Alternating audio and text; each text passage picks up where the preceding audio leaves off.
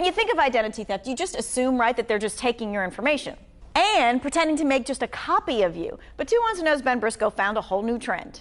They're taking part of your information and part of someone else's to mix them together and form a new fake person called synthetic identity theft.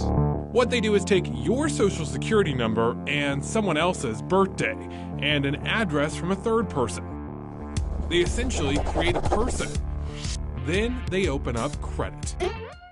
How do they get credit when sometimes you can't? Federal Trade Commission investigators explained at a recent conference.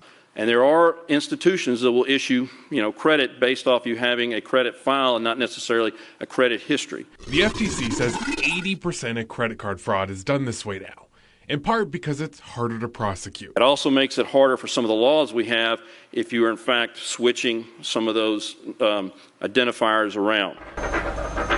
This is just one of several new ID theft trends the FTC raised red flags about during a brainstorming session in D.C. this week.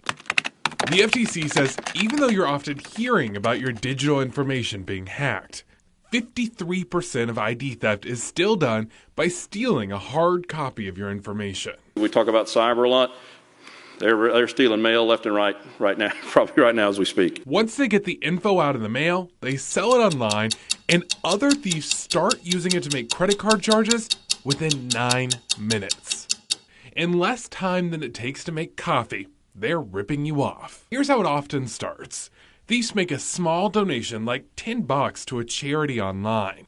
That lets them see if the information stolen will work. Then they move to purchase things like hotels, technology, even online dating subscriptions. Across the U.S., about 1 out of every 20 people will lose money this year from ID theft. The most common amount is $100 out of your pocket. And it's average to take 2 months to clean up your credit afterwards. Ben Briscoe, 2 Wants to Know. Well, the FTC says every day at least one medical provider is hacked because thieves selling that info online can make like $500,000 for each doctor's office database.